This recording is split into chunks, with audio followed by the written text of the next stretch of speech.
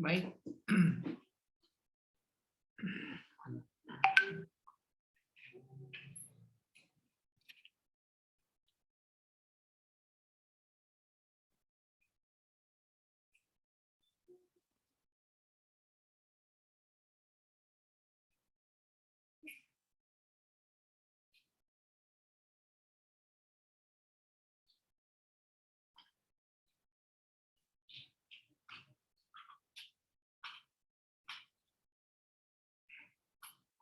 Kita mulai ya kuliah kita hari ini. Bismillahirrahmanirrahim. Assalamualaikum warahmatullahi wabarakatuh. Waalaikumsalam warahmatullahi wabarakatuh. Oke, sekarang pertemuan kita yang ke-14 ya. Jadi kalian ada 2 pertemuan lagi. Ya, kuliah terakhir ya di Unjani ya.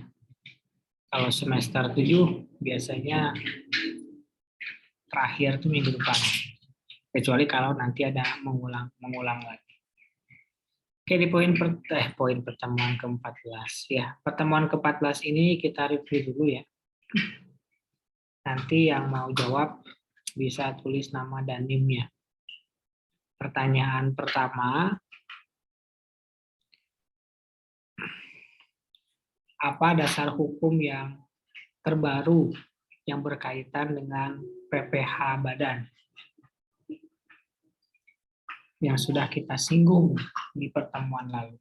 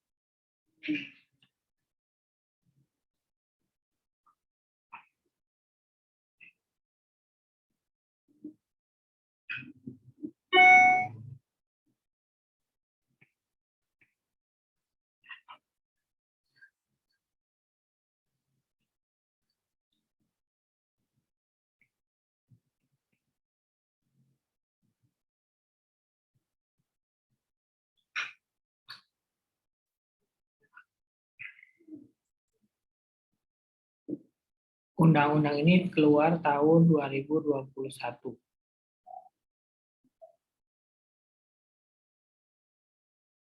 Yang merubah tarif PPh pasal 1, tarif PPh badan, tarif PPN ya. Ririn, silakan. Undang-undang HPP, Pak. Undang-undang HPP ya, betul. HPP itu apa ya, Ririn? Tahu? Harmonisasi peraturan perpajakan, Pak. Ya, betul ya. Pertanyaan keduanya gampang ya. Undang-undang nomor berapakah undang-undang HPP?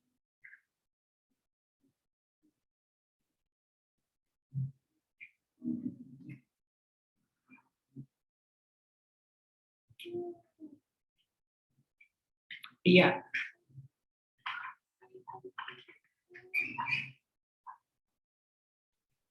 Undang-Undang nomor 7, Pak. Tahun berapa? Tahun 2021. Ya, betul ya. Nomor 7 tahun 2021. Jadi tahun 2021 baru nomor 7 ya. Oke, itu pertanyaan kedua. Yang ketiga, ya, jika kita punya penghasilan berasal dari negara Indonesia, negara Singapura, sama negara Malaysia. Pertanyaannya, penghasilan yang mana yang diakui sebagai objek pajak PPh?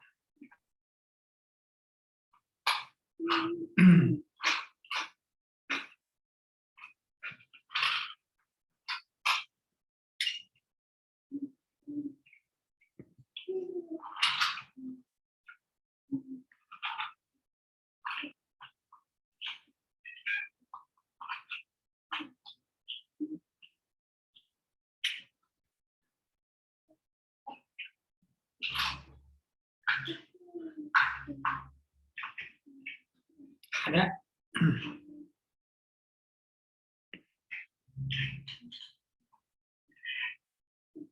Kita pun Ririn, silakan. Semuanya termasuk, Pak. Semua termasuk ya. Betul. Semuanya termasuk. Kemudian yang ketiga, yang keempat, kalau kita lihat dari kewajiban perpajakan, apa bedanya apa bedanya WPOP dan WP Badan?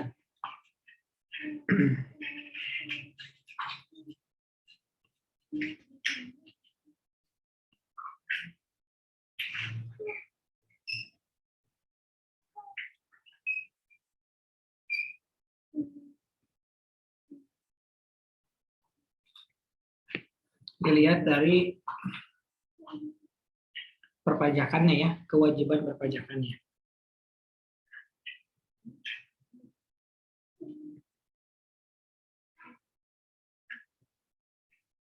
Cynthia. Kalau WPOP dilihatnya kewajibannya dari PPh saja, Pak. Kalau misalkan WP Badan ada PPh sama PPN. Kalau PPh-nya menyangkut PPh 21, 22, 23, PPh 25, PPh 26, PPh 29, PPh 15, PPh pasal 4 ayat 2. Kalau PPN-nya ada PPN sama PPN BM. Ya, betul ya. Pertanyaan yang kelima, setiap tahun itu kan kita bayar ya. Setiap tahun itu kan kita bayar PPh terutang ya. Kemudian nanti dikurangi sama kredit pajak. Ternyata masih ada selisih, kurang bayar. Nah, pada saat kita bayar itu termasuk PPh pasal berapa? Pembayaran atas selisih.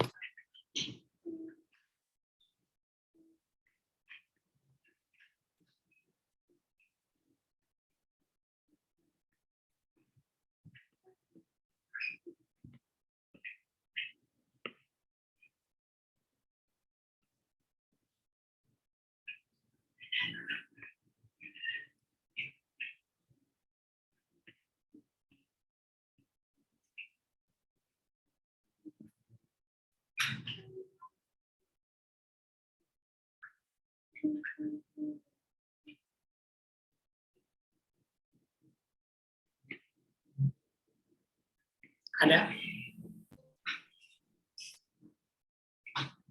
Ririn. PPh 29, Pak. PPh 29 ya, tuh.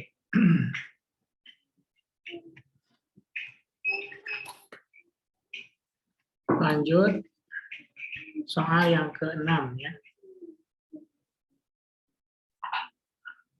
Kalau kita mendapatkan dividen, ada dua kemungkinan pajak yang harus kita bayar. Apa aja itu? Dividen ya. Ada dua kemungkinan.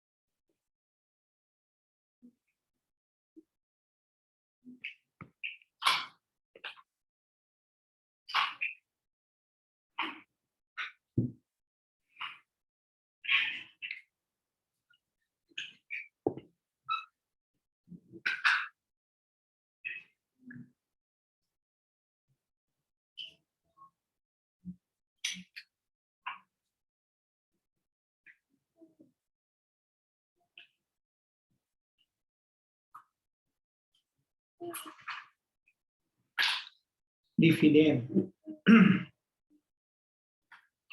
Kemungkinan itu dikenakan pajak apa saja. Clue-nya gitu ya. Kalau dulu kita di pajak 25% ya. Kalau di bawah 25% kena apa pajaknya ya? Di atas 25% kena apa pajaknya?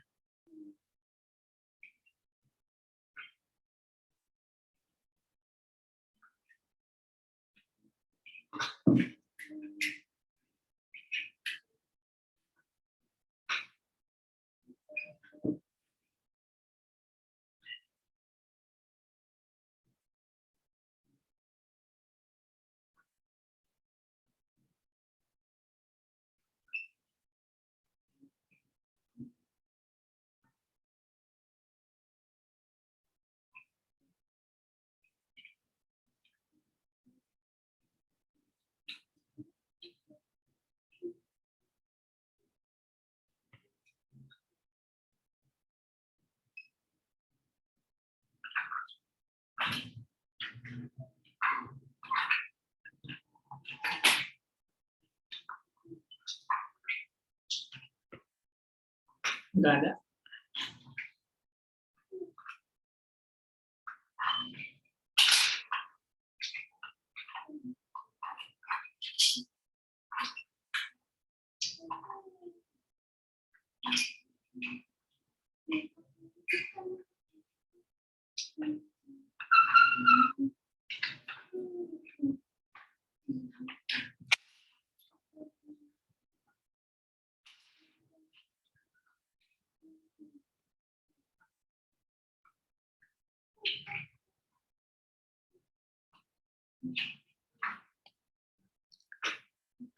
Coba Bobby.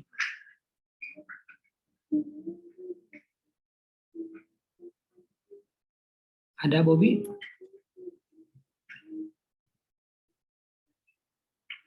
Bobby nggak hadir. Ada Pak.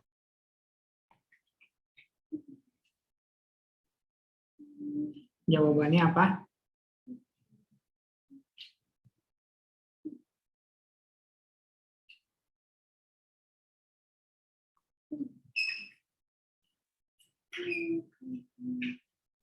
Mana Bobby?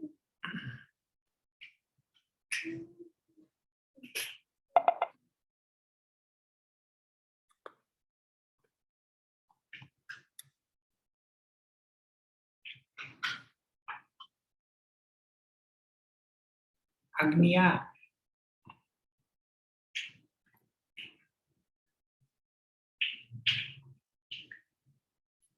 Ada Agnia? Agi. Jawabannya?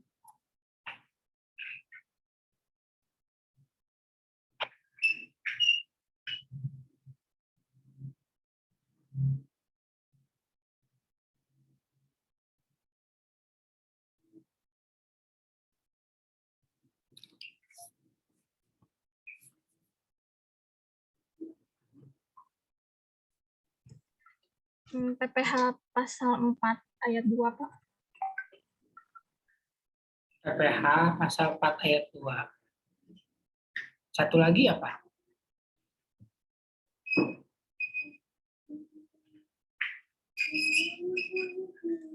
PPH pasal 23. PPH pasal 23. Ya, betul ya. Niken. Iya, Pak. Kapan PPH pasal 23? Kapan PPH final atau 4 ayat 2?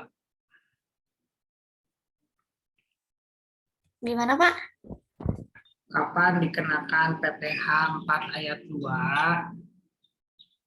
Kapan dikenakan PPH 23?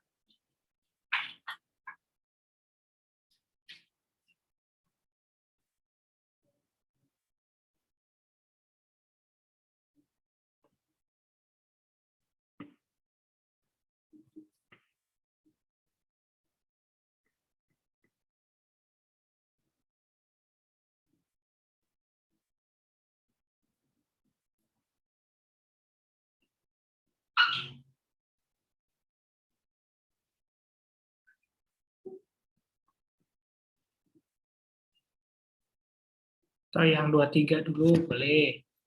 Nih Ken, kapan dividen itu dikenakan PPh 23?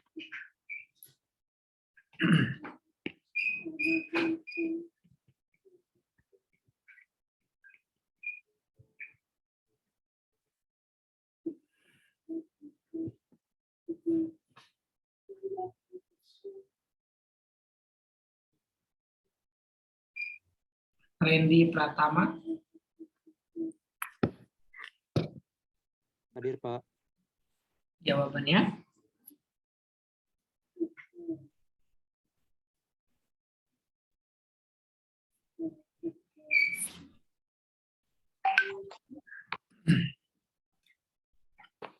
Jawabannya apa? Tadi ya udah disinggung ya. Dikenakan PPh pasal 23 apabila terjadi transaksi yang termasuk dalam objek, Pak. Iya, PPh final juga sama. Kalau termasuk objek type 2 ya dikenakan objek. Maksudnya kondisinya kapan? Tadi clue-nya udah dikasih tahu ya. Berhubungan sama 25%. Apa tuh 25%? Itu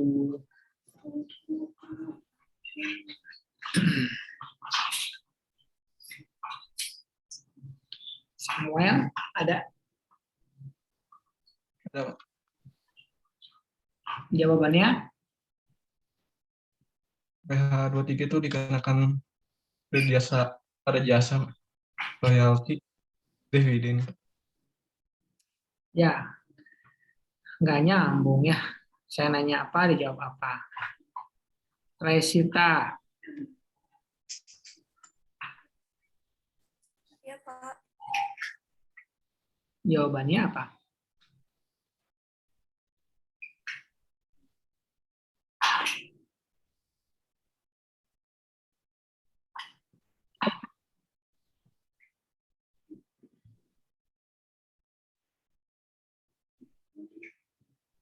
Pertanyaannya tahu nggak? Resita. Tahu. Apa tuh pertanyaannya? Pada saat kapan PPh pasal 4 sama PPh pasal 23 dikenakan? Ya, betul pertanyaannya. Tapi dividennya ya, dividennya kapan? 4 ayat 2, kapan 23?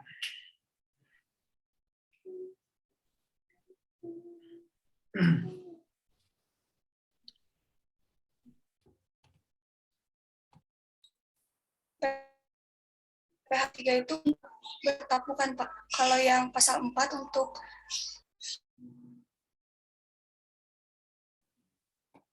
Clue-nya tuh tadi saya udah bilang ya, berhubungan sama 25%.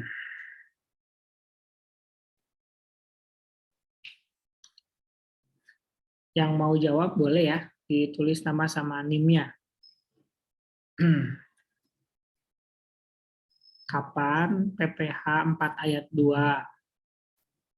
Tuh satu orang dapat poin kalau mau. Kapan dividen itu dikenakan PPh pasal 23?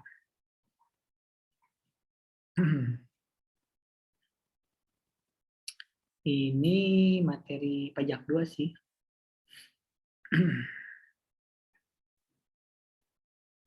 Tapi ini juga kita bahas ya di materi PPh pasal 23. Oke, nggak ada yang mau jawab. Kita lanjut saja ya. Jawabannya bisa dicari tahu sendiri ya. Soalnya kalau saya kasih tahu gitu ya, suka dilupain gitu ya. Padahal ini juga pernah saya kasih tahu juga ya. Catatannya juga masih ada di sini ya. Oke, lanjut ya. Pertanyaan ke-9.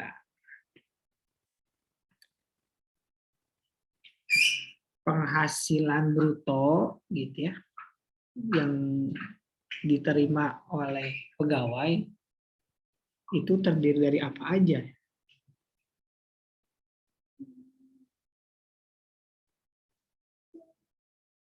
Silakan, boleh ditulis nama sama NIM-nya kalau mau jawab dan dapat poin.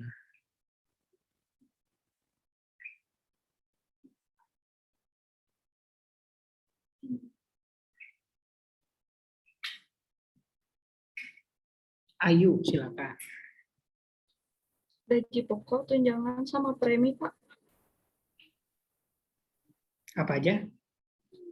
Gaji pokok, tunjangan, sama premi. Ya, betul.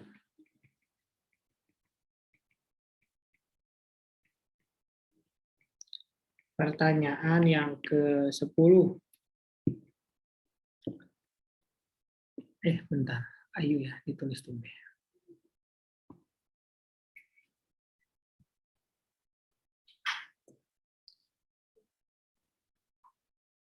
Nah, kalau misalkan kita ya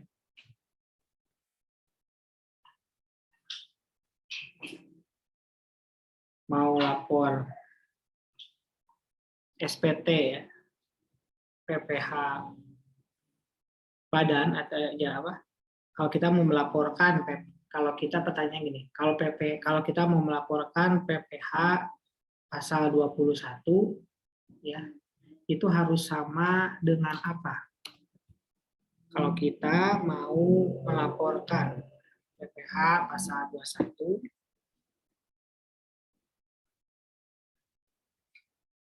itu harus sama dengan mana?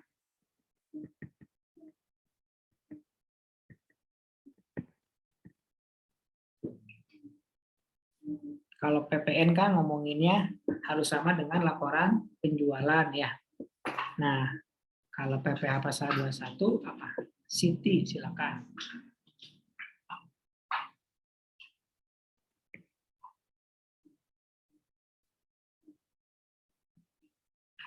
Siti Malina.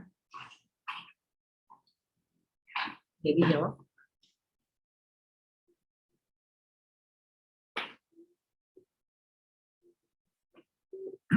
Siti Malina nggak jadi.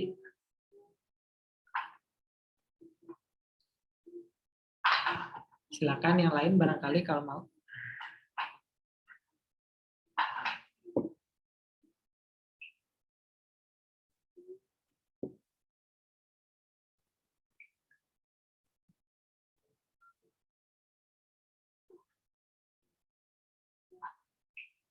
Dinda, silakan.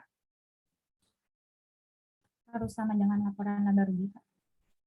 Laporan laba rugi. Bagian mananya tuh? Kan laporan laba rugi banyak ya. Ada pendapatan, ada retur, diskon, yang mana? Jawabannya benar, laporan laba rugi. Cuman rincinya ya. Pendapatan, Pak. Pendapatan. Salah ya, kalau pendapatan itu PPN. Masih salah ya jawabannya. Ini ngomongin PPH pasal 21. Itu harus sama dengan apa ya? Gitu ya. Ada yang menjawab? Nadia, silakan. Sama dengan penghasilan bruto yang dibayarkan kepada pegawai. Nah, itu adanya di mana tuh? Di laporan laba rugi itu bagian apa tuh nama itunya tuh? Nama akunnya.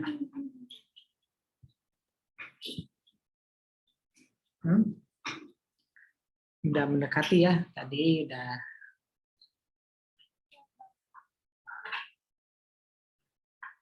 Eva, silakan mau dilengkapi. Harus sama laporan laba rugi yang beban gaji dan upah. Ya, betul ya, itu yang benar ya. Harus sama dengan beban gaji dan upah. Beban gaji dan upah adanya di laporan laba rugi. Begitu ya. Sekarang lanjut. Pertanyaan 11 nih, harusnya udah ada 11 orang ya yang dapat poin. Biar nanti pada saat UAS nggak usah ini. Gitu ya. Pertanyaannya, kalau misalkan laba komersial ya dengan laba fiskal, ya ini kalau kalian ngeh sih ya, itu biasanya lebih besar mana? Terus kenapa? Laba komersial dan laba fiskal, ya itu biasanya besaran yang mana?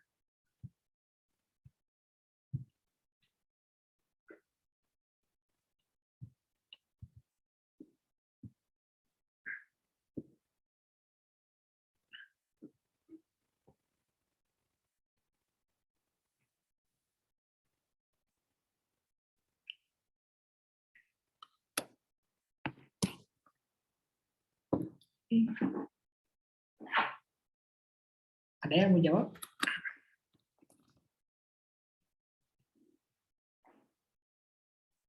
Jangan di situ dong. Sini.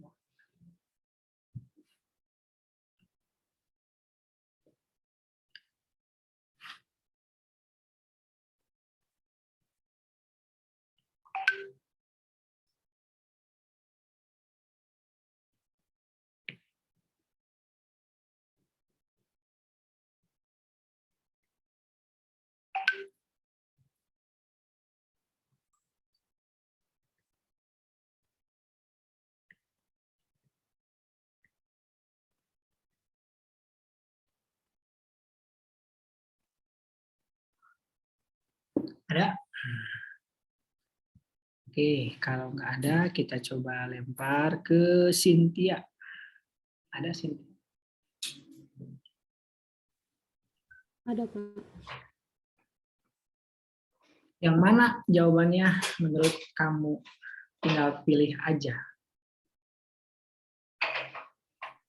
Komersial, bukan, Pak. Komersial. Salah ya. Siti Marlina.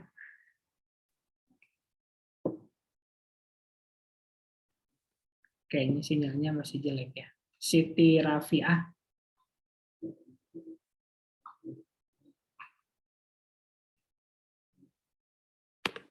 Siti Rafiah nggak ada. Ririn. Laba fiskal, Pak. Laba fiskal. Betul ya. Pertanyaan selanjutnya, Ririn. Kenapa? Kenapa laba fiskal itu biasanya lebih besar? Atau malah selalu ya? Coba ke Asri. Ada Asri?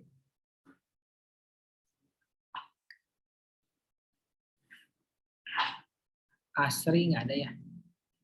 Yang mau jawab dapat poin tinggal tulis aja ya di chat. Rahmat Fikri. Jadi gini Pak, karena laba fiskal itu laba fiskal itu mengalami kenaikan. Hal ini laba fiskal lebih besar daripada laba komersial karena penyebabnya itu terjadi pada fiskal positif karena ada biaya dibebankan untuk wajib pajak, Pak. Karena ada beban yang diakui wajib pajak. Gimana ya maksudnya ya? Ya karena mengalami kenaikan kayak gitu, Pak, laba fiskalnya, Pak. Labanya naik, itu tuh penyebabnya apa? Makanya kan lebih tinggi kan dari komersial. Nah, itu penyebabnya apa ya? Itu kan yang jadi diskusinya kita. Kok bisa ya laba fiskal itu selalu lebih tinggi gitu kan? Kenapa tuh? Mungkin ada biaya yang dibebankan, Pak. Ada biaya yang dibebankan. Maksudnya gimana? Biaya yang dibebankan? Untuk wajib pajak.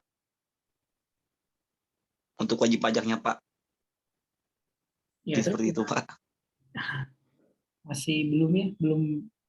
Kayaknya sih udah mau bener ya, tapi mungkin saya nggak paham ya. Coba Nadia deh. Gimana Nadia?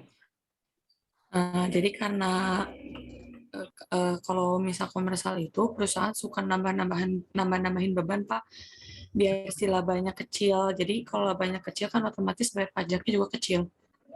Terus kalau fiskal lebih tinggi, Karena kan biasanya sama fiskal sama orang pajak itu suka dikoreksi lagi. Nah, ternyata tuh banyak banget yang salahnya gitu. Dikoreksi gitu. Iya, ini lebih masuk sih ya penjelasannya.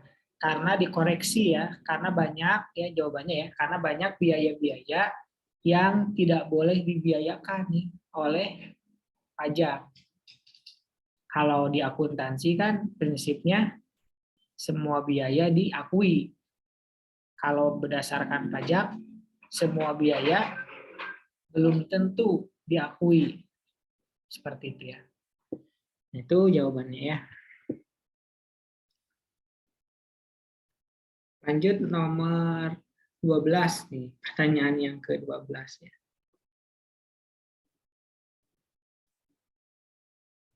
Ini pertanyaannya bonus deh.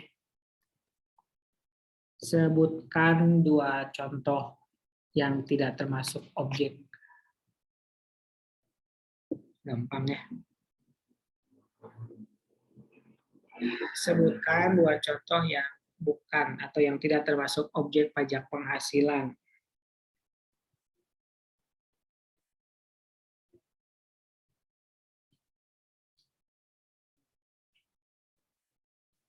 Eva, silakan. Yang pertama bantuan atau sumbangan, yang kedua harta hibah. Harta hibah, ya, betul ya. Itu gampang ya. Biar agak semangat gitu ya. Lanjut ya, sekarang pertanyaan berikutnya.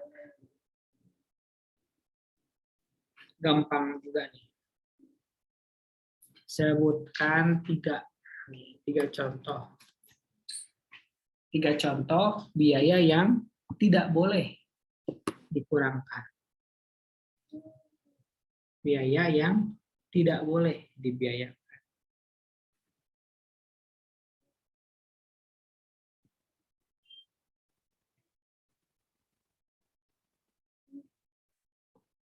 Iya.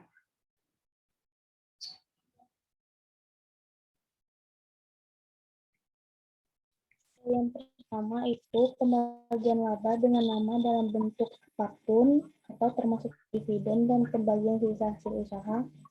Yang kedua, biaya untuk kepentingan pribadi pemegang saham, sekutu atau anggota. Yang ketiga, pembentukan atau maupun dana cadangan. Ya. Ini namanya TIA. Oke. Yang gampang lagi, 3 contoh biaya yang boleh dibiayakan. Yang boleh, kalau yang tadi yang tidak, sekarang yang boleh.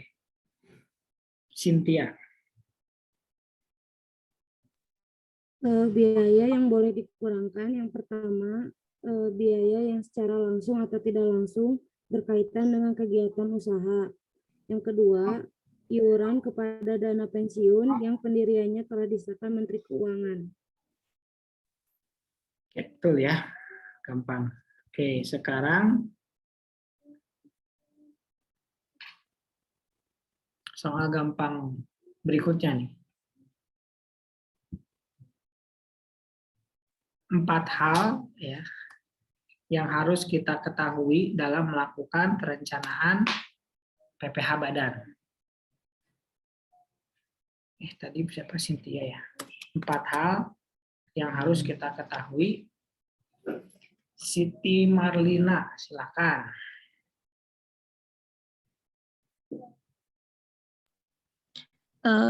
Yang pertama, penghasilan yang menjadi objek pajak dan bukan objek pajak. Yang kedua, penghasilan yang pajaknya dikenakan secara final. Yang ketiga, biaya yang boleh dikurangkan dari penghasilan bruto. Yang keempat, biaya yang tidak boleh dikurangkan dari penghasilan bruto. Ya, betul ya. Itu Sudah, Pak. 4 hal yang saya tulis dulu. 4.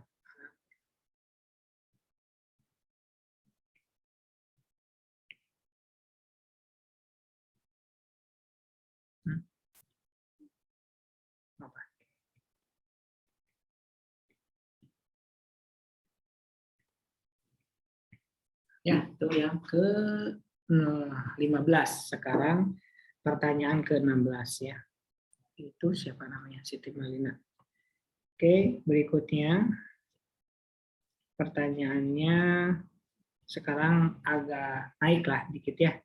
Nggak gampang banget nih. Kalau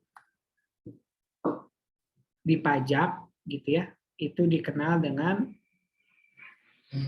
dua dasar pembukuan. Ada yang akrual, ya, ada yang kas. Nah, pertanyaannya,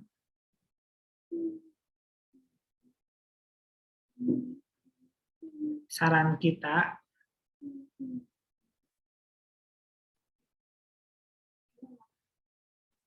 itu menggunakan dasar pembukuan yang mana? Terus kenapa gitu ya? Kalau kita suruh milih mau pakai kas atau mau pakai akrual, sarannya kita kasih apa? Ayu.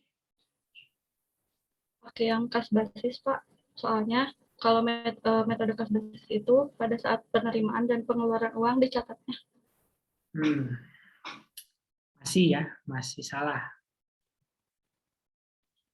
Winda. Tergantung kebutuhan, Pak. Kalau yang penerimaan itu menggunakan akrual basis, tapi kalau yang pengeluaran itu menggunakan kas basis. Belum ya, itu masih pertimbangan. Yang kita tanyain keputusan. Itu pertimbangannya kayak gitu. Cuman keputusannya yang mana tuh berdasarkan pertimbangan itu? Ayo. Ada lagi siapa yang mau coba?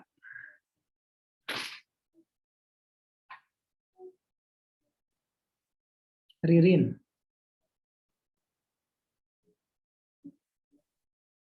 Yang dipilih akrual, Pak, karena lebih menguntungkan. Kalau akrual itu pajaknya setengah dari kalau cash basis itu pajaknya setengah dari akrual, Pak. Kamu pilih akrual, tapi alasannya kayak yang mau milih kas. Jadi kumaha? Bingung saya. Kebalik, Pak. Karena kalau akrual itu pajaknya setengah dari kas basis, Pak.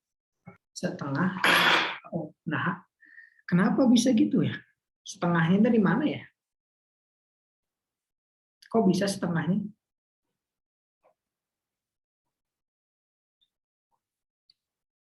Kenapa ya? Belum ya, kayak belum. Eva, ada Eva? Ada, Pak. Pilih yang mana kalau Eva?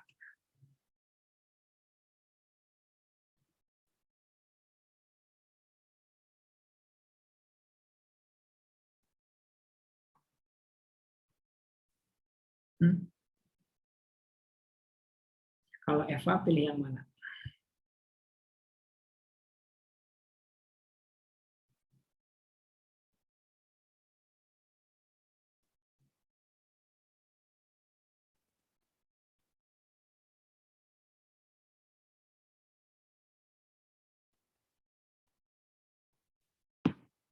Eva. Yang akrual. Yang akrual. Alasannya? Karena lebih menguntungkan daripada kas basis.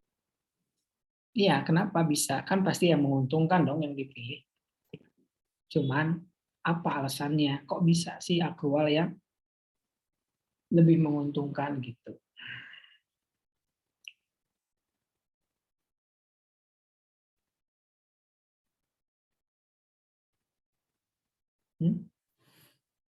Coba Rahmat Fikri.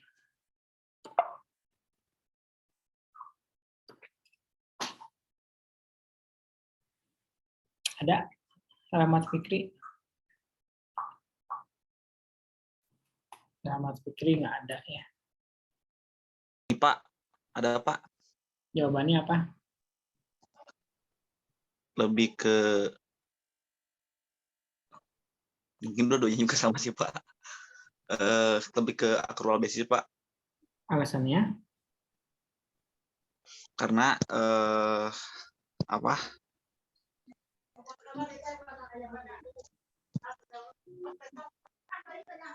lebih ke untung sih, Pak.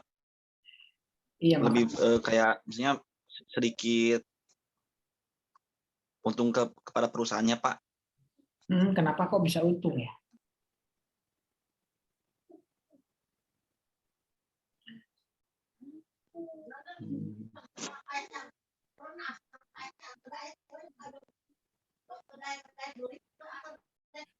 Jawabannya ya, yang benar itu akrua. Alasannya apa? Alasannya karena kalau menggunakan akrua, biaya itu boleh dibebankan lebih cepat. Ya, itu alasannya. Emang apa fungsinya? Ya, fungsinya kalau diakui lebih cepat, pajak juga bisa lebih rendah. Karena kan labanya lebih kecil. Itu ya, kenapa lebih memilih akrua. Berikutnya, kalau mau ngasih kesejahteraan kepada karyawan, ya, kalau mau ngasih kesejahteraan kepada para karyawan, prinsipnya gimana cara pemberiannya?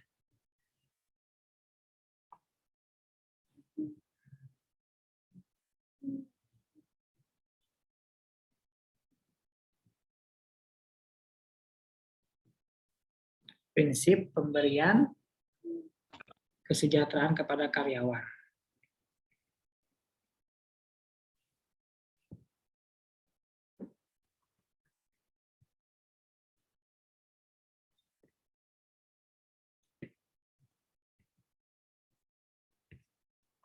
Ada?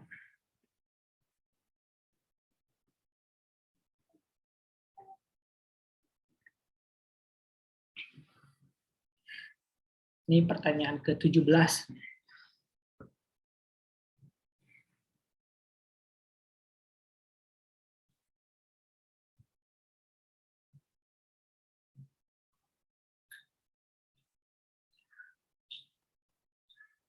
Agnia.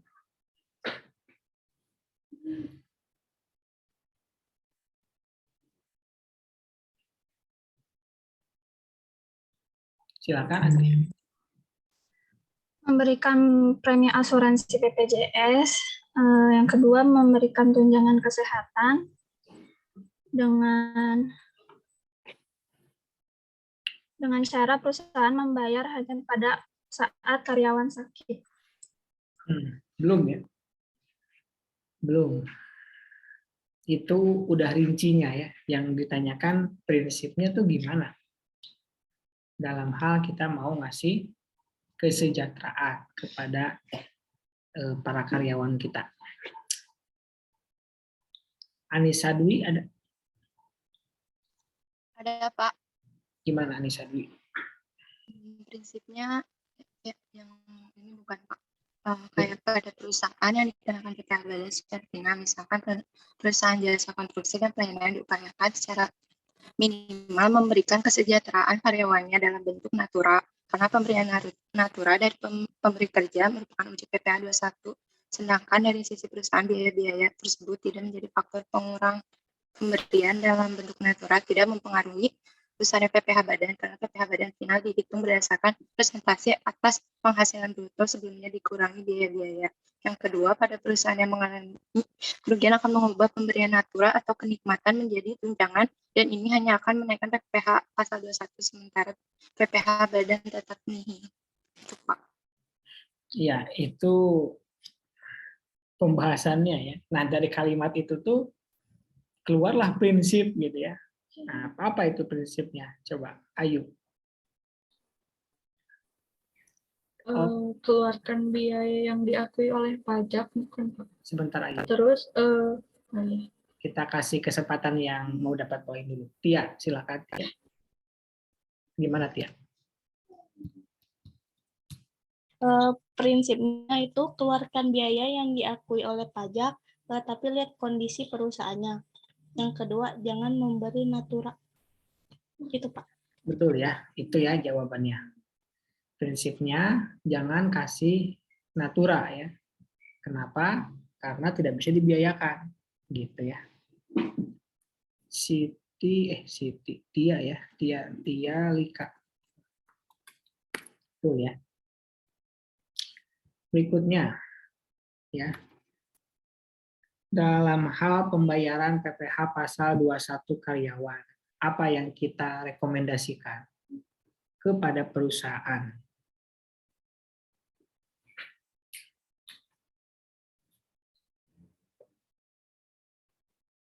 Ayu, silakan. Metodenya, Pak? Ya, Atau apanya? ya terserah. Kalau metodenya itu bisa yang pertama pakai gross up, yang kedua tunjangan pajak, yang ketiga gross method. Kalau gross up, siapa yang bayar pajak?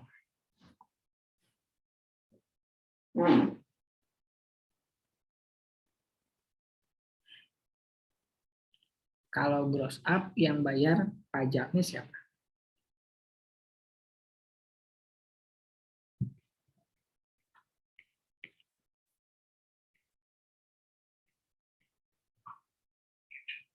Perusahaan, Pak. Perusahaan. Kalau pegawai bayar pajak nggak?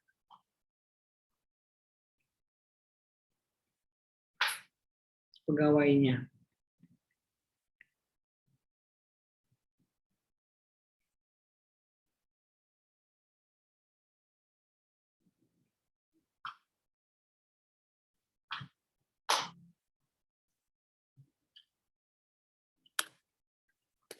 Jawabannya Kalau pegawai bayarnya di yang tunjangan pajak, Pak, sama. Iya, pertanyaannya kan kalau gross up yang bayar pajak Berarti enggak perusahaan. Perusahaan. Pegawai bayar pajak enggak? Enggak, Pak. Enggak ya. Oke. Terus kita coba tanya Ajeng. Ada Ajeng?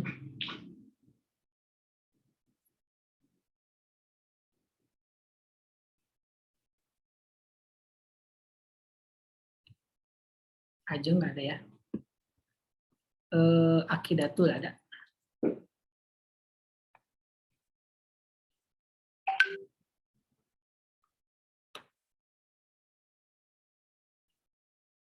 Akidatul nggak ada. Winda coba. Hadir, Pak. Winda, kalau tunjangan pajak, yang bayar pajak siapa? Pegawai, Pak. Perusahaan bayar nggak? Tidak, Pak. Salah ya jawabannya. Solihah.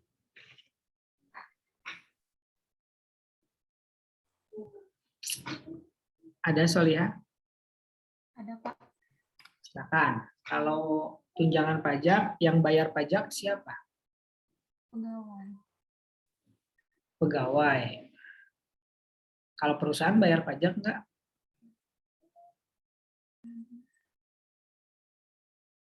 Hah?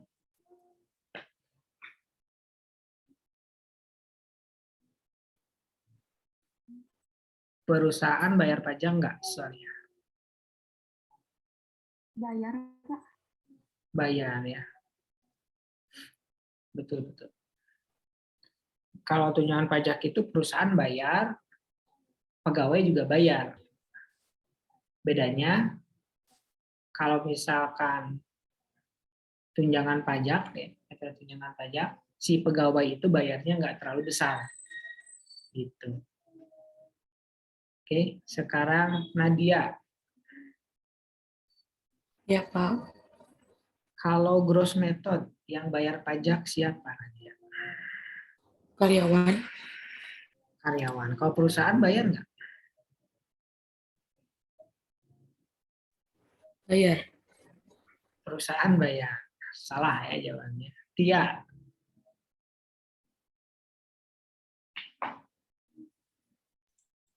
Iya, Pak. Kalau gross method, yang bayar pajak siapa? Yang bayar karyawan, bayar penuh, Pak. Kalau perusahaan bayar pajak nggak? Enggak. Enggak. Betul ya. Kalau gross method itu yang bayar cuman si pegawai. Perusahaan nggak bayar. Yang bayarin pajaknya pegawai itu metode gross up sama metode tunjangan pajak. Ini kita udah bahas ya di sebelum UTS. Begitu. Lanjut ya. Ini pertanyaan ke-19 nih. Ini lagi bagi-bagi poinnya, tapi kok sedikit ya? Ya. Oke, lanjut ya.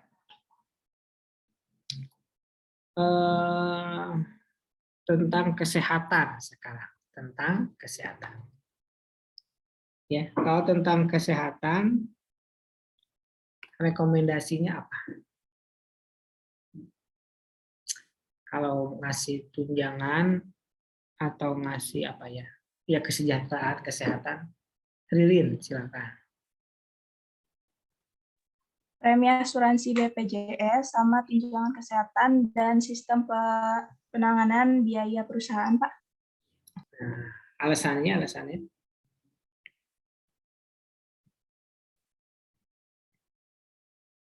Alasannya apa?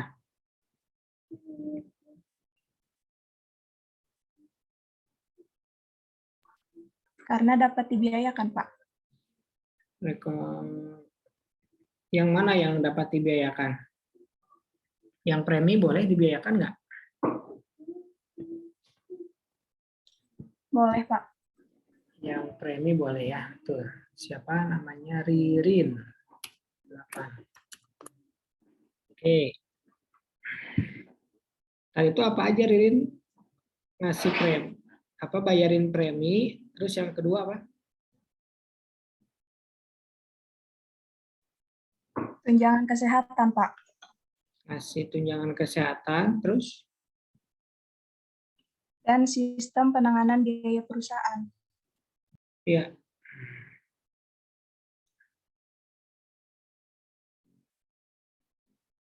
Jadi sistem penggantian ya, sistem penggantian biaya pengobatan. Nah, itu yang paling menguntungkan ya. Lebih baik sih pakai premi. Jadi kalau misalkan pengobatannya lebih besar daripada premi yang dibayarkan, di cover sama BPJS ya, bukan sama perusahaan. Kalau misalkan pakai penggantian kan, yang bayar perusahaan. Begitu ya.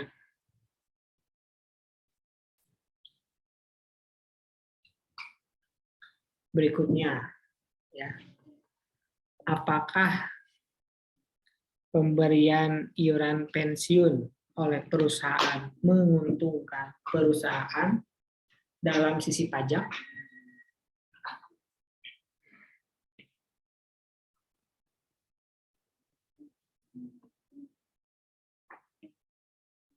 Ini pertanyaan ke-20 ya. Kalau apakah memberikan iuran pensiun menguntungkan bagi perusahaan?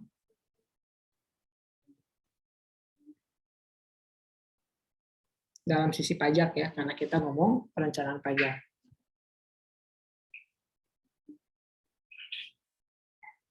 Apa alasannya?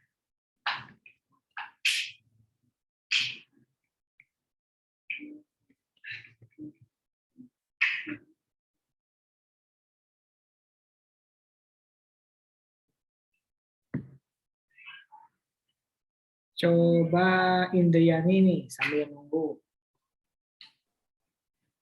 Menguntungkan, Pak. Kenapa?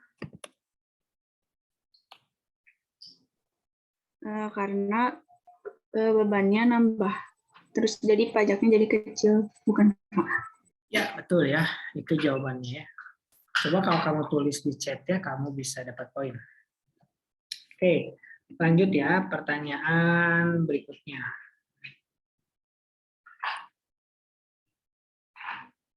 Sekarang tentang rumah.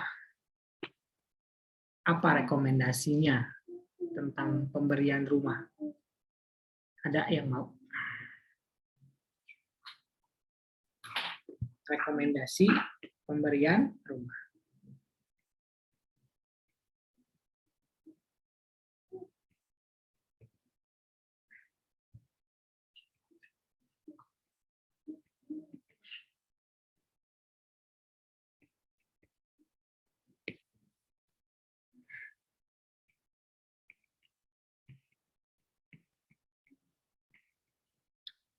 Ini pertanyaan ke berapa nih? 21. Padahal pertanyaan lebih baik dari itu ya. Nur Ai, coba sambil nunggu.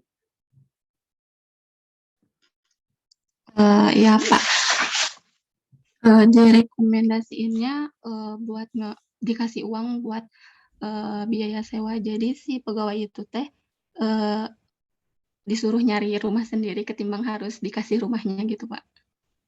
Jadi dikasihnya bentuknya apa? Uang. Uang. Uangnya berapa? Uangnya buat uangnya nominalnya sama dengan biaya sewa atau gimana, Nur Ai?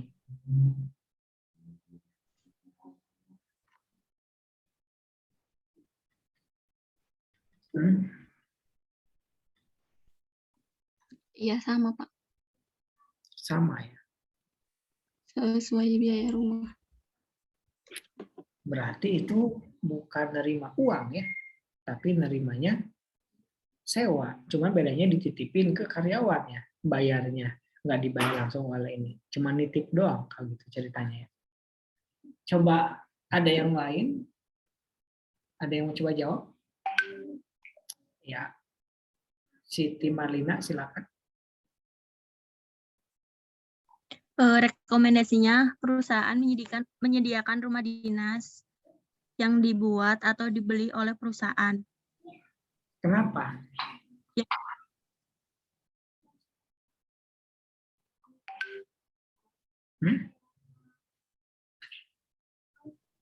Karena apa ya? Kenapa sih?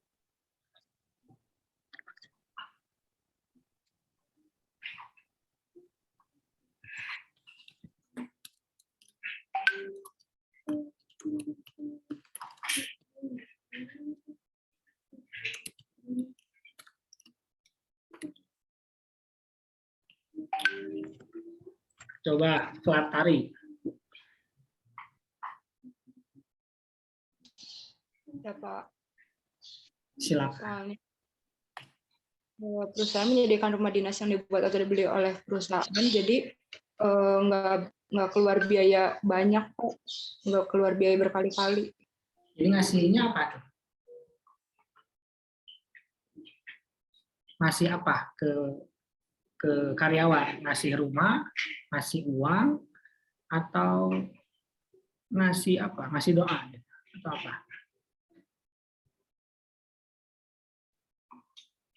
Tunjangan perumahan. Coba Agnia. Gimana Agnia? Tergantung berapa jangka panjang atau jangka pendek. Kalau jangka panjang itu lebih menguntungkan memberikan rumah dinas. Kalau secara jangka pendek lebih baik memberikan tunjangan perumahan. Ya, betul ya. Jadi ada dua ya kemungkinannya. Pilih yang mana nih? Kalau mau jangka pendek, ya kasih aja tunjangan perumahan. Bentuknya uang, masuk ke gaji. Tapi kalau jangka panjang, mending kita bikin rumah atau bikin mes gitu ya.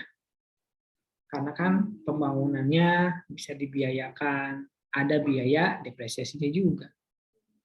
Gitu. Kalau mau tanya kenapa-kenapanya boleh juga ya. Sebenarnya kalau misalkan lupa atau kebetulan minggu lalu tidur gitu ya atau gimana. Boleh ya. Pertanyaan berikutnya ini. Kalau dalam hal transportasi rekomendasinya gimana? dalam hal rekomendasi untuk transportasi. Siapa coba yang mau? Ini pertanyaan ke-22.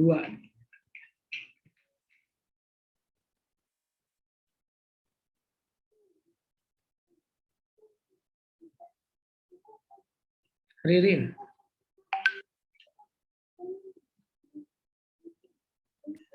Tergantung situasinya Pak, kalau misalnya jangka pendek, perusahaan ngasih tunjangan transportasi, kalau jangka panjang itu beli transportasi. Maksudnya beli transportasi itu gimana, Ririn? Beli kendaraan gitu Pak. Oh, beli Jadi perusahaan ngasih kendaraan ke karyawan. Iya, betul ya. Jadi dikasih mobil ya, atau kasih bus gitu ya, biar dipakai. Nah, betul ya jawabannya. Ini pertanyaan ke-23. Ini kalau kalian bisa jawab 23, nggak usah UAS ya kayaknya.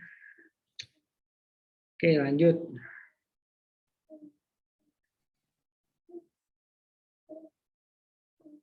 Tentang seragam sekarang. Gimana rekomendasi tentang seragam?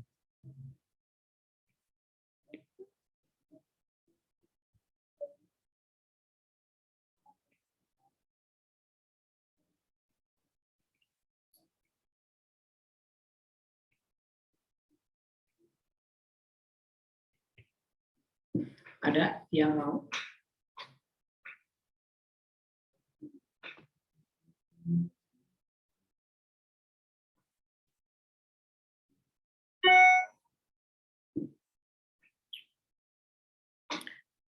Tentang apa tadi? Tentang seragam. Dea Ega.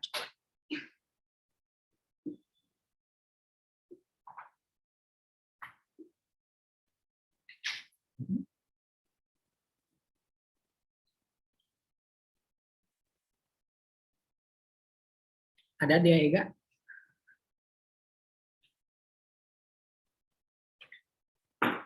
Enggak ada ya. Sofi. Ya Pak. Gimana, Sofi, menurut kamu? Nggak ada rekomendasinya Pak, soalnya bentuknya natura. Nggak ada rekomendasinya, karena bentuknya natural. Ya, rekomendasinya apa? Coba ke Dinda.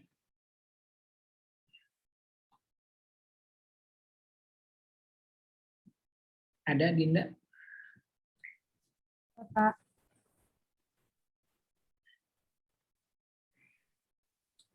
rekomendasinya itu pemberian natura Pak. Karena kan pemberian natura itu kan penghasilan uang, soalnya tidak bisa dibebankan.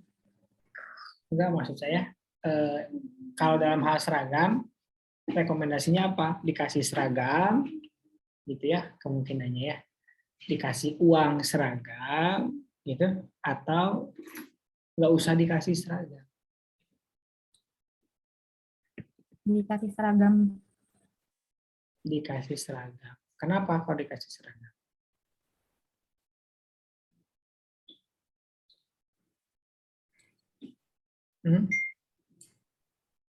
Kenapa kok dikasih seragam?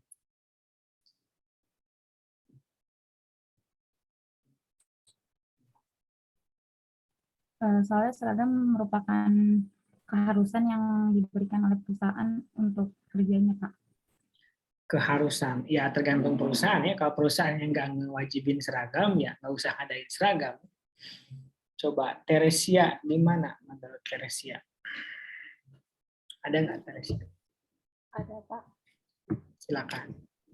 Dikasih seragam Pak, terus diwajibkan agar semua karyawan itu menggunakan pakaian yang sama Pak tiap harinya.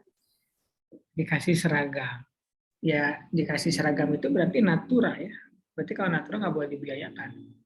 Jadi jawaban yang lebih tepat gitu.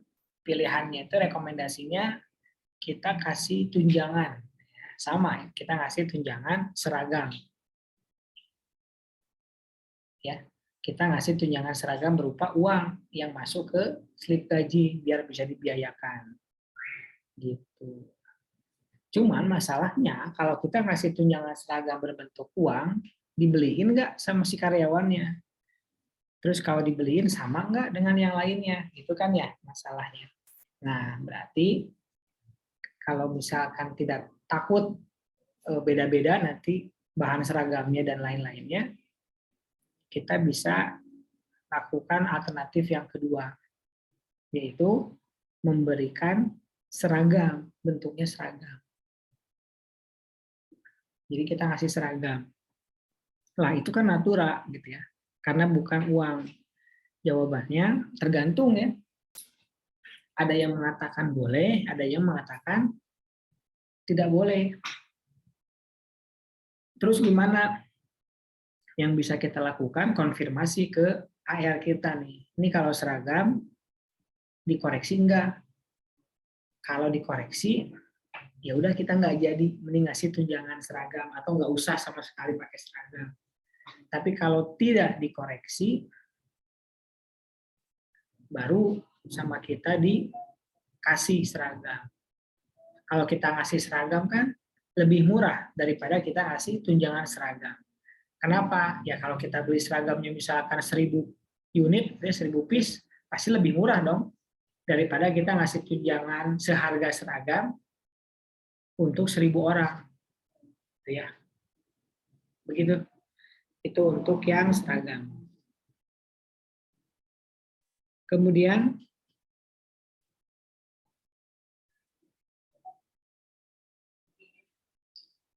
kita lanjut ke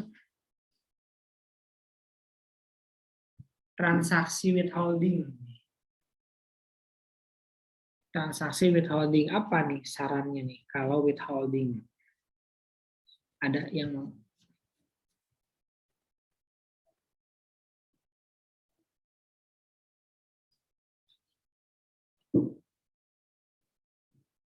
Withholding. Transaksi dengan withholding.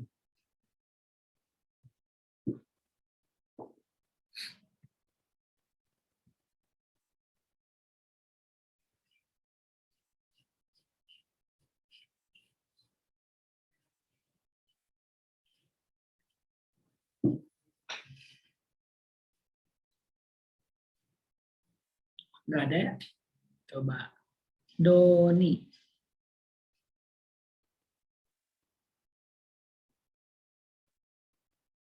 Ada Doni? Ada, Pak.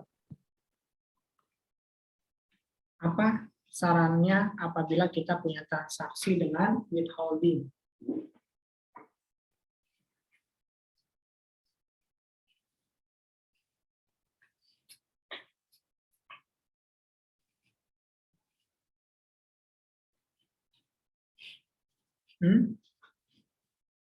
Gimana? Withholding.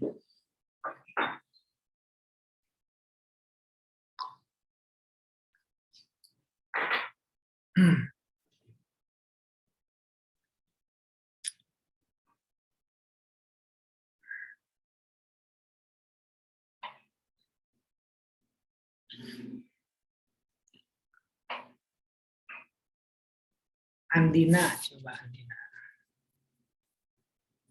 Ya, Pak. Bentar.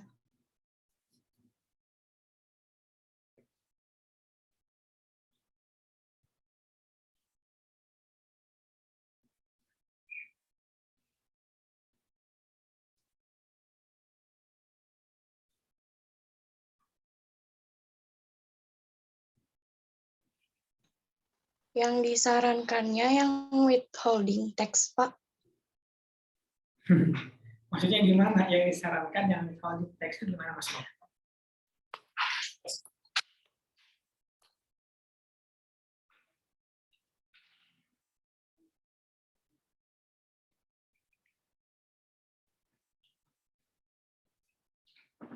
Gimana? Yang mau jawab boleh ya di chat ya, ditulis dulu linknya. Kalau yang berhubungan dengan withholding tax, apa sarannya?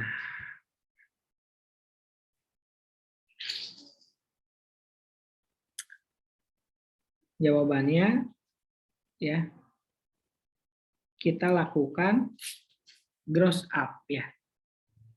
Kita lakukan gross up. Itu jawabannya.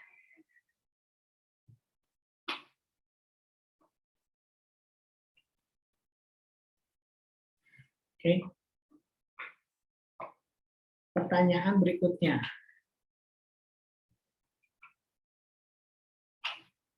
Apa saja yang termasuk ke dalam kredit pajak?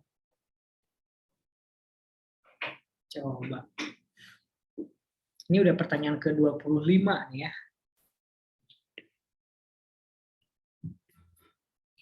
Andai saja minggu lalu kalian memperhatikan, bisa jawab nih semuanya. Ada yang mau?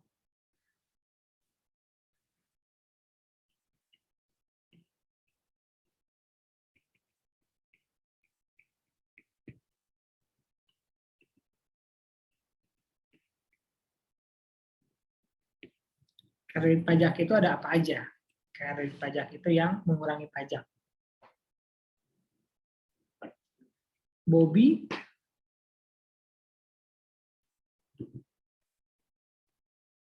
Ya, Pak. Jawabannya?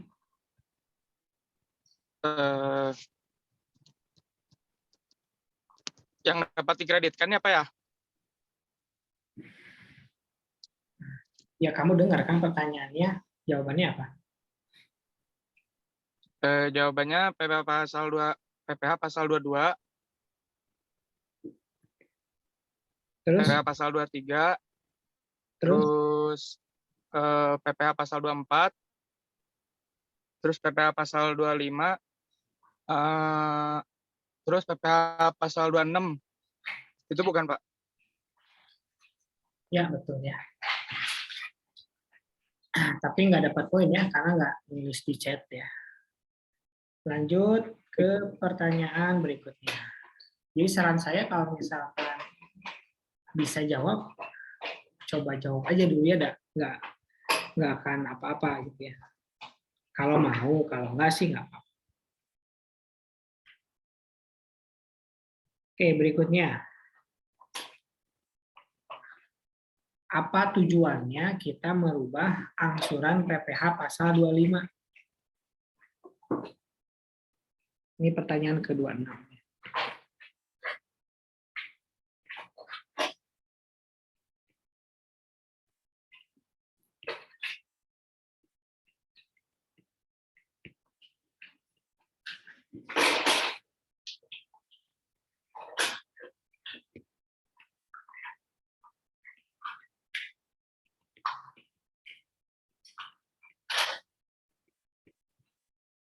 Apa tujuannya mengubah angsuran PPh pasal 25?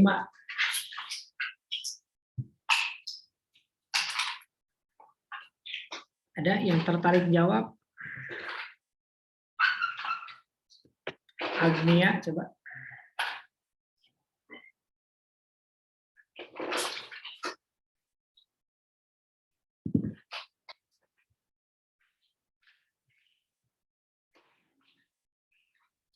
Mana Agnia? Iya, Pak.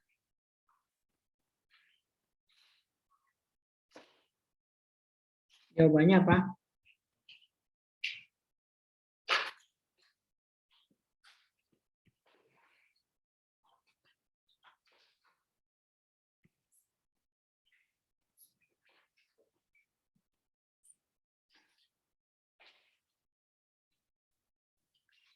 Niken.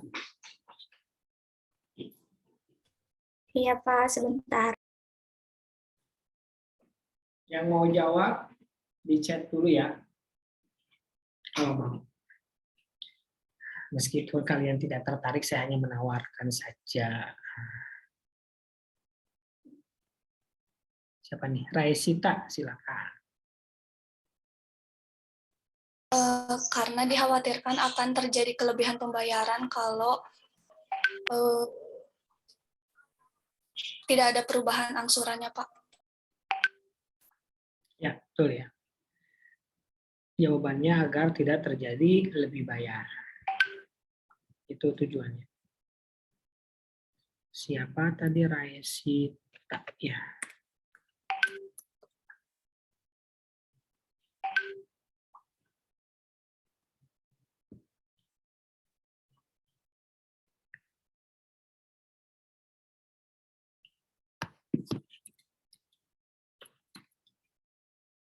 Sebentar.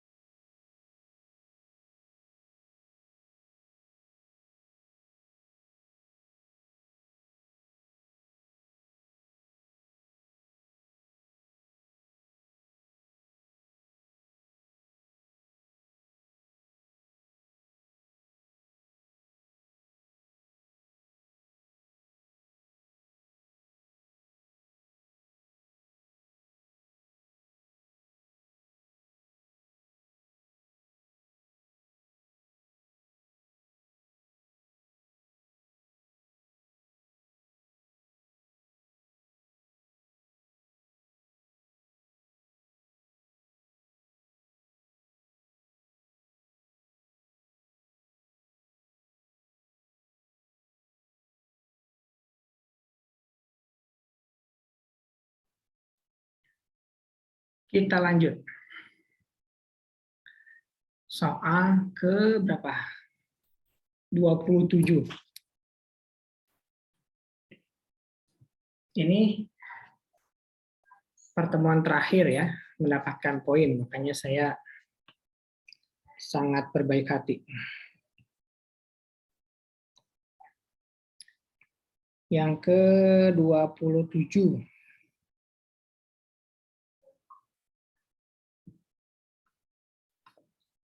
Bagaimana memperlakukan bunga pinjaman agar menguntungkan perusahaan.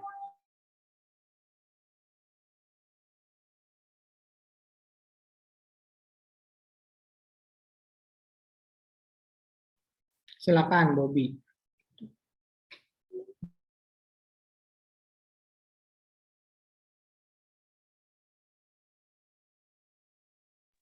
Sebentar, Pak.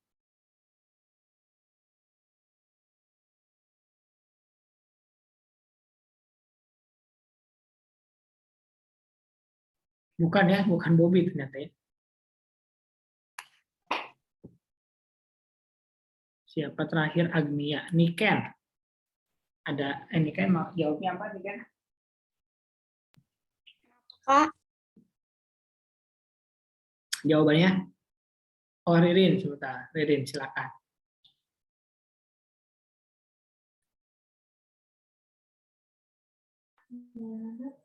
Yang pertama berhubungan dengan 3M.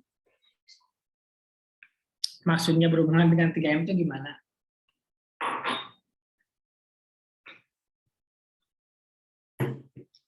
Memperoleh, menagih, dan memelihara, Pak. Ya, itu 3M-nya. Maksudnya yang berhubungan dengan bunga pinjaman itu gimana penjelasannya?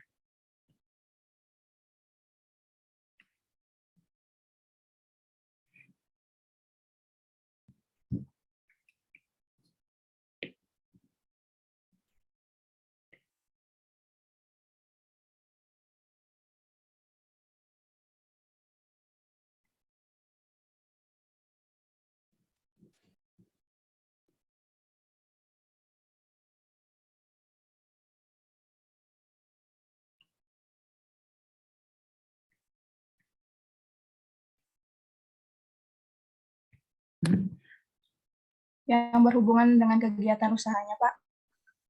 Maksudnya Gimana?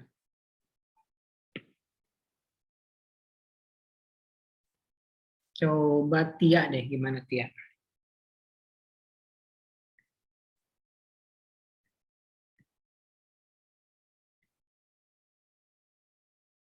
Tia, jadi jawab. Bentar, Pak.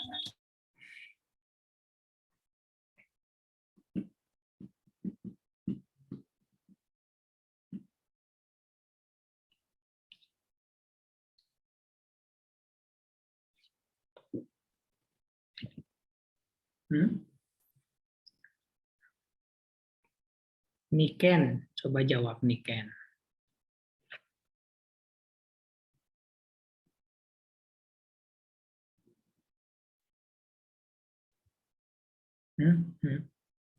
Sebentar, Pak.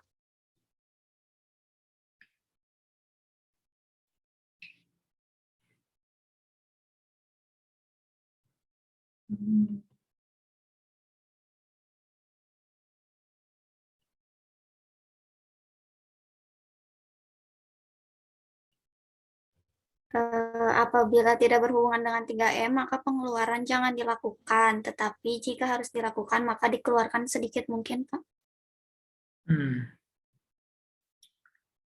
Oke. Jadi sebenarnya bunga itu kan beban ya. Kenapa bunga itu beban? Karena ceritanya kan kita minjem uang kan. Setelah minjem uang itu kita harus bayar bunga. Nah, pada saat kita bayar bunga,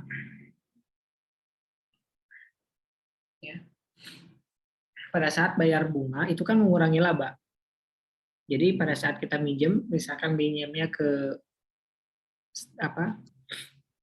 pemilik perusahaan dari kocek pribadinya, maka pastikan gitu ya, ini yang dimaksud dengan berhubungan dengan 3M itu, pastikan minjem uangnya kita, mau itu ke bank, kalau ke bank sih udah pasti aman sih ya.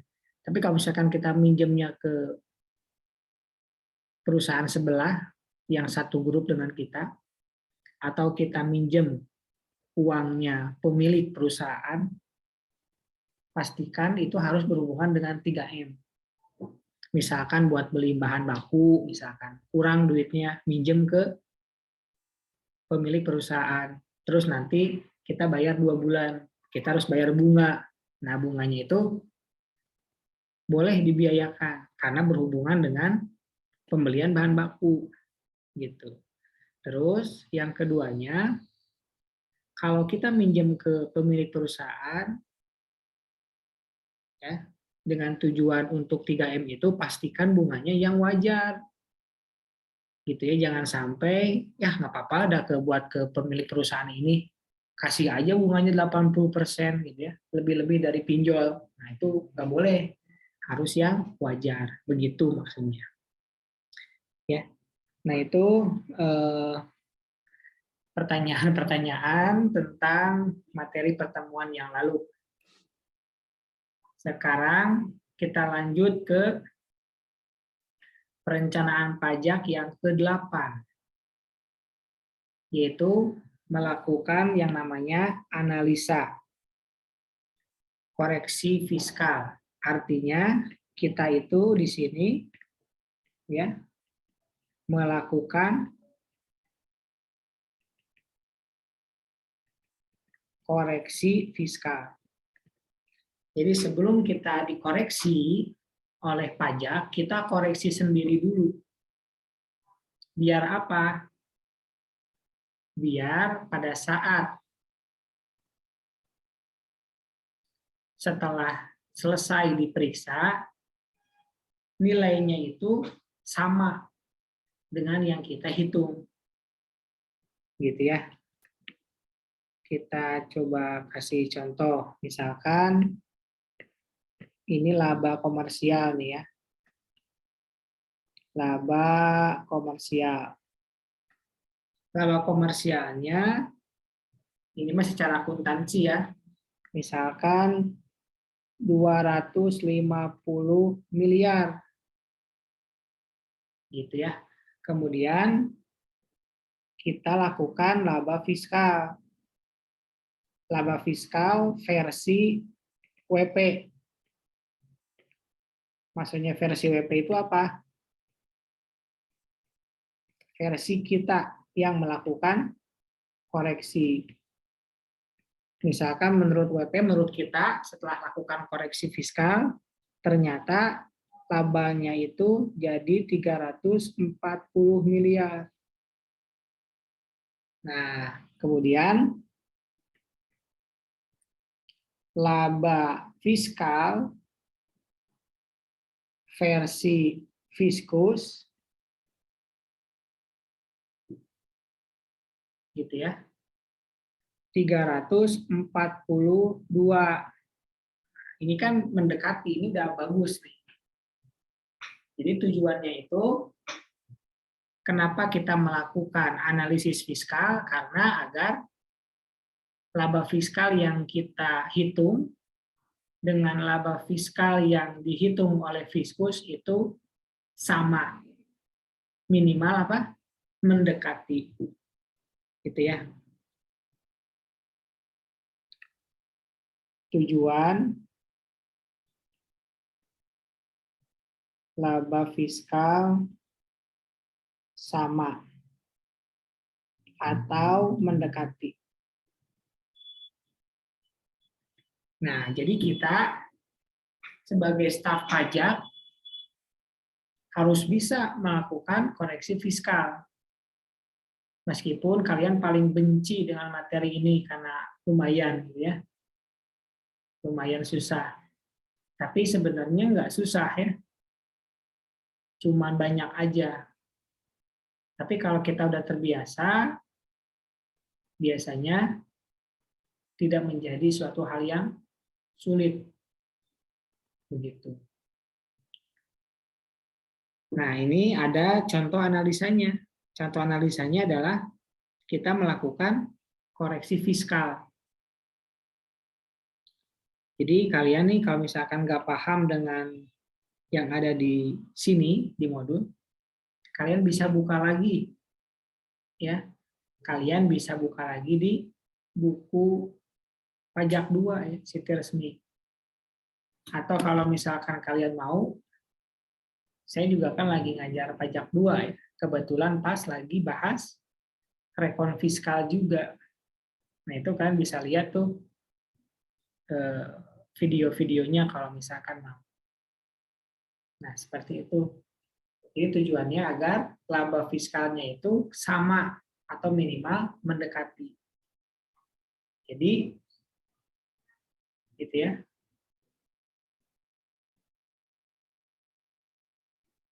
Kalau misalkan selisihnya cuma 2 miliar gitu ya, berarti kan pajaknya juga selisihnya juga nggak akan banyak ya. Berapa puluh atau ratus juta biasanya. Gitu. Jadi kalau misalkan contoh aja nih ya, ini harusnya bayar 10 miliar, ini bayarnya misalkan 11 miliar. Nah, jadi kan kita tinggal bayar 1 miliar aja. Gitu. Nah, gitu ya.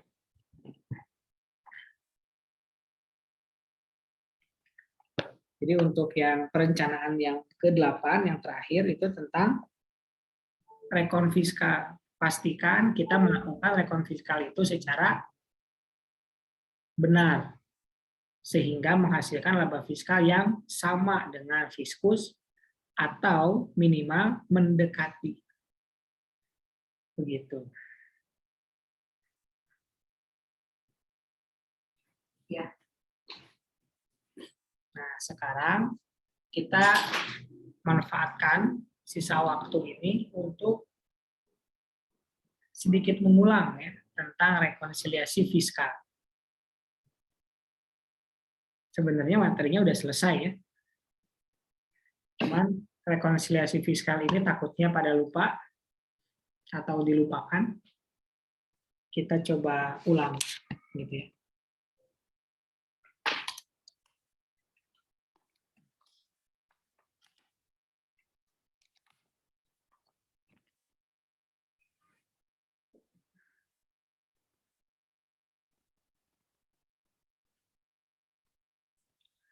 Kita coba, atau bukan kita deh, kalian coba kerjain ya. Apa namanya? Soal pajak kedua ya, tentang rekonsiliasi fiskal.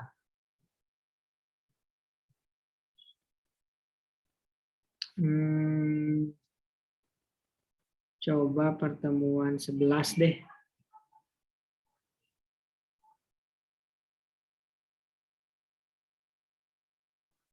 Nah, ini soalnya. Nah, yang ini nih.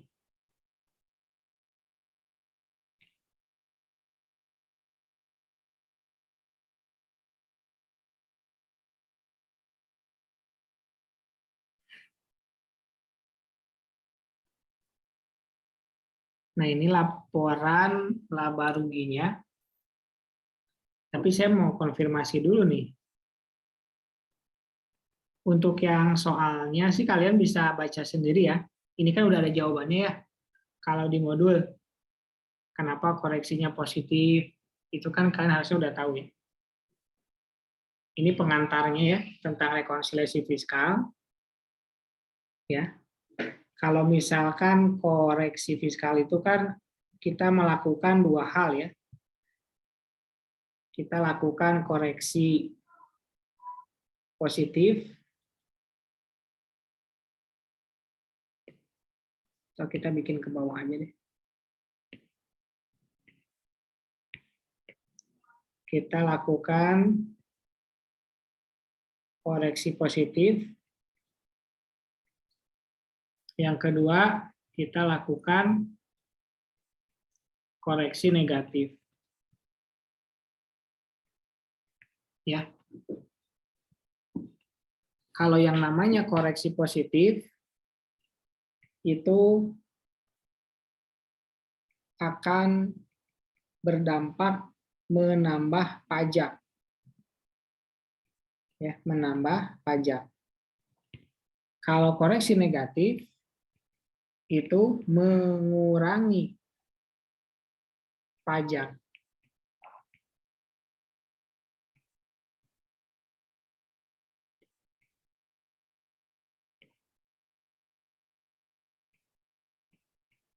Oke.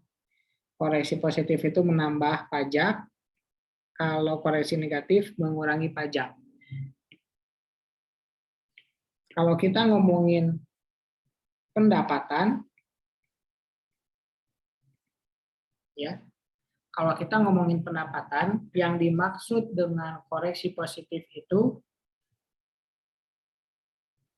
menambah penghasilan atau menambah aja. Kalau pendapatan itu menambah. Kalau kita ngomongin biaya itu mengurang. Sebaliknya, kalau di koreksi negatif, kalau kita ngomongin pendapatan itu mengurang. Kalau ngomongin biaya itu menambah.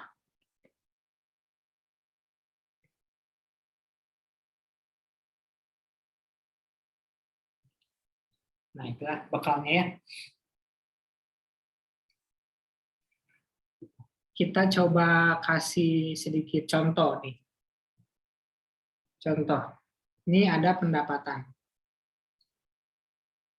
Ya. Secara komersialnya,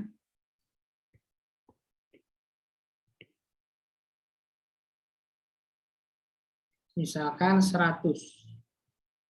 Di sini ada koreksi positif, ada negatif. Kalau, ini ya, kalau koreksinya itu koreksi positif, koreksi positifnya itu misalkan 10. Berapa fiskalnya? Coba Randy. Ada Randy. Berapa? Berapa fiskalnya?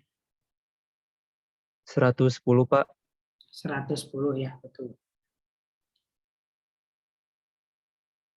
Kalau misalkan ada, ini masih pendapatan ya, koreksi negatifnya misalkan 20. Fiskalnya berapa, Samuel?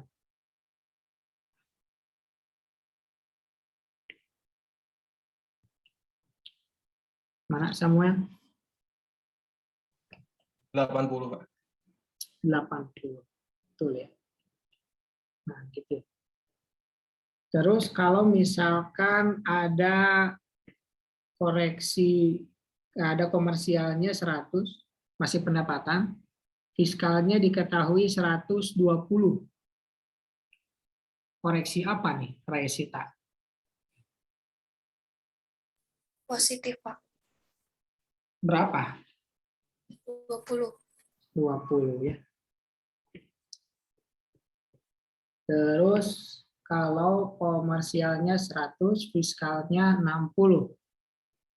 Cynthia, koreksi apa? Koreksi negatif, Pak. Berapa? 40. Nah, sekarang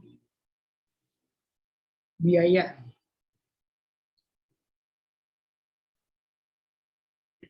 Ya. Kalau misalkan biayanya 20, ya, biayanya 20. Kemudian fiskalnya 10. Siti Marlina, koreksi apa?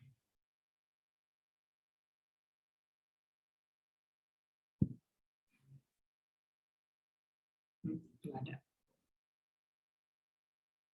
Ririn.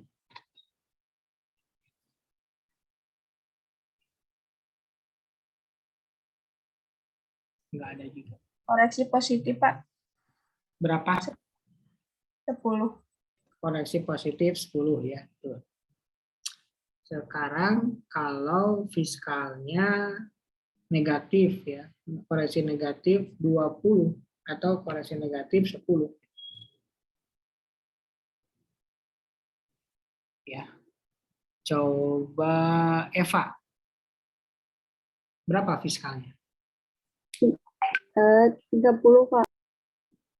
30. Betul ya. Terus kalau fiskalnya 25. Rahmat Fikri.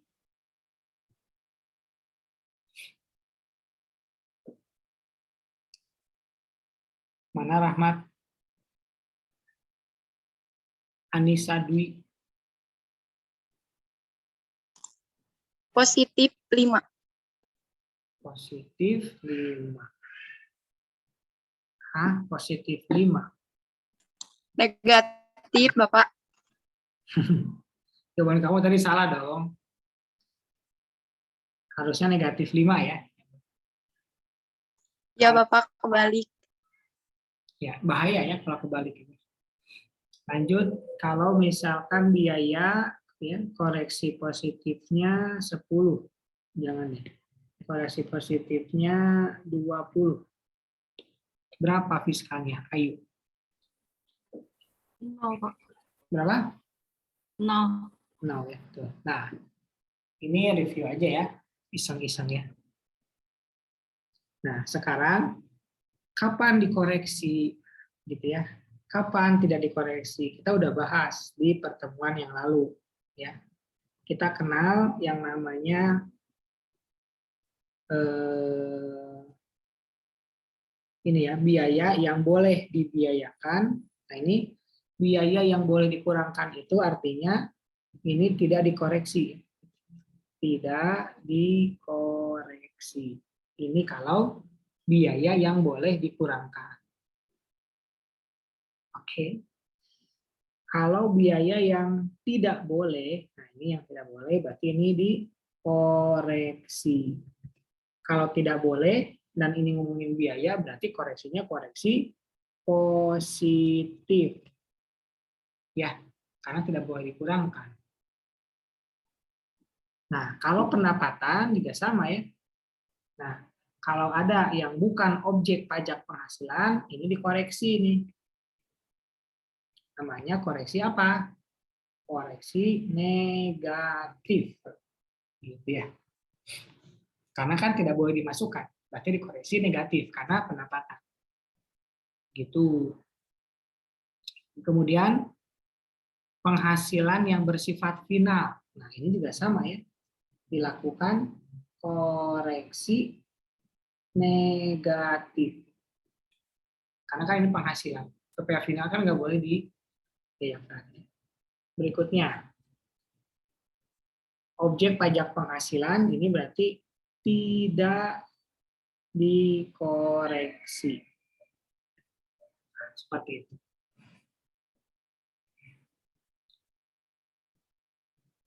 Ini tentang koreksi fiskal. Jadi kapan penghasilan itu boleh dimasukkan kalau termasuk ke dalam objek pajak penghasilan. Kapan penghasilan itu tidak boleh dimasukkan?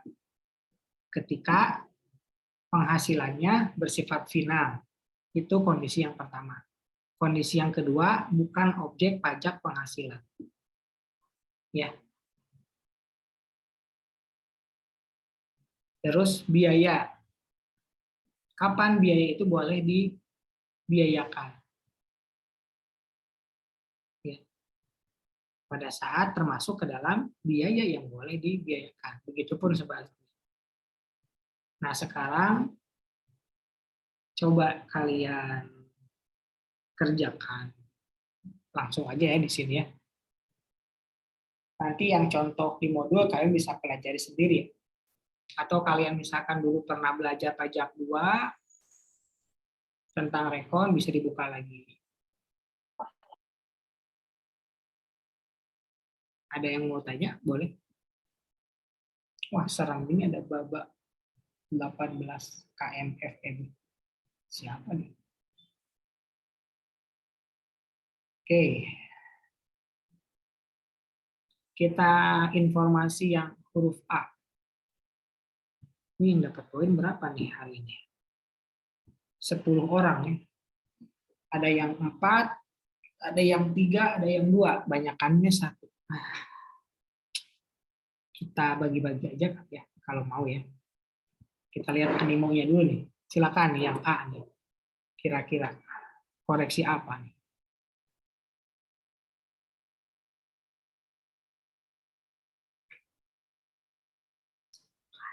Yang mau jawab boleh ya. Di chat ya.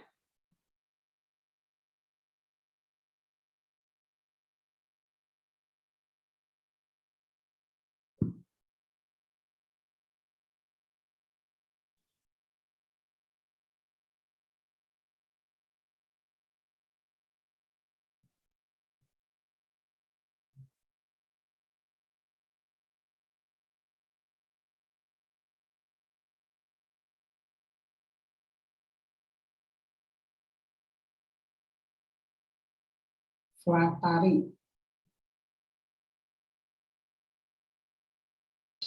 Koreksi positif, Pak, 25 juta. Kenapa? Soalnya tidak memasukkan penjualan. Yang dikoreksi yang mana? Yang 25 juta? Iya, penjualannya. Koreksi apa tadi? Positif. Koreksi positif. Flatari. Ya, betul ya, jawabannya itu koreksinya koreksi positif ya. Karena harusnya dimasukkan ya penjualan itu. Meskipun dibasuh jualannya ke karyawan. Ini positif.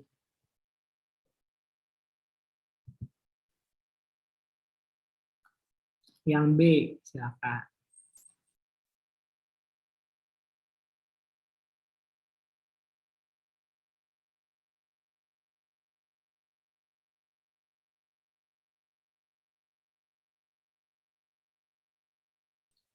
Flatari, oh nggak usah deh.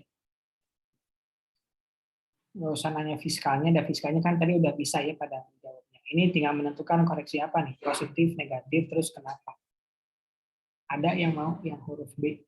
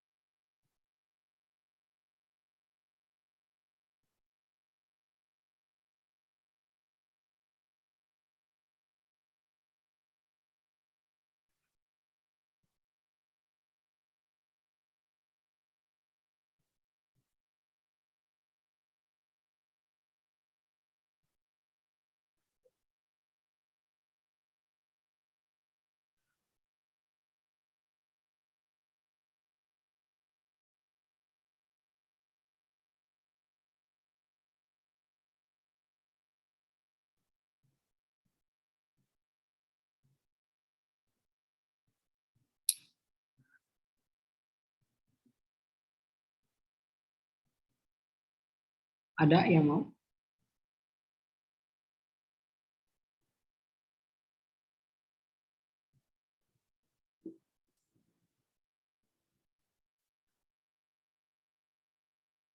Nggak ada?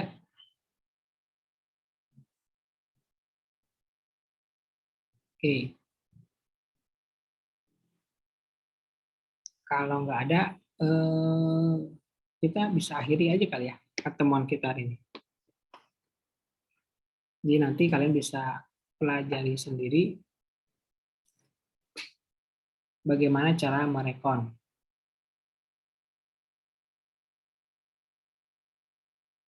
Karena sudah dipelajari di pajak 2. Oke. Nggak ada? Oke, kalau nggak ada, karena tadinya saya mau menganggarkannya sampai jam 3 gitu ya, biar banyak yang dapat poin. Tapi kayaknya kurang tertarik, tidak apa-apa. Untuk informasi, minggu depan, ya, kita akan kuis materinya tentang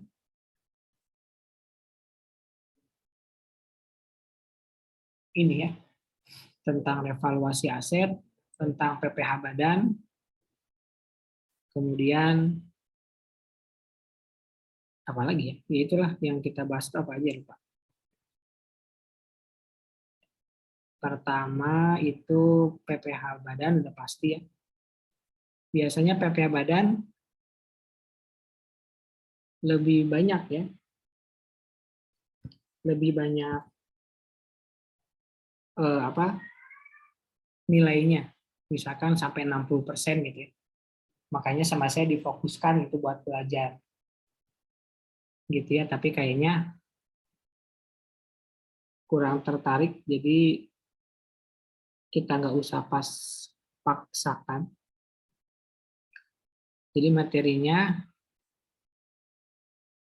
yang kita pelajari setelah UTS itu untuk kuis minggu depan. Sebelum kita akhiri, silakan ada yang mau tanya dulu.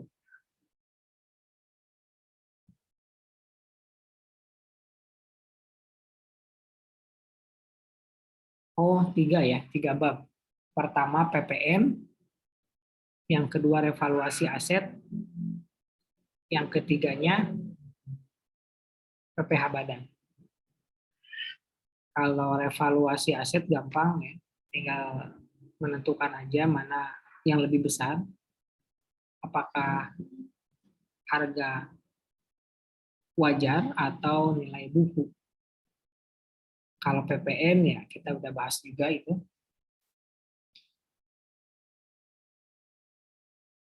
Kemudian yang PPH badan juga kita udah bahas, udah kita review juga, udah kita latihkan juga. Kemudian ya 3 itu aja ya. Nanti kita ketemu lagi di pertemuan terakhir ya, kuliah terakhir kalian di mata kuliah perencanaan pajak. Itu kuliahnya kuis. Nanti bentuk kuisnya diberitahukan kemudian. Oke, terima kasih semuanya. Kita ketemu lagi di pertemuan ke-14 insya Allah ya.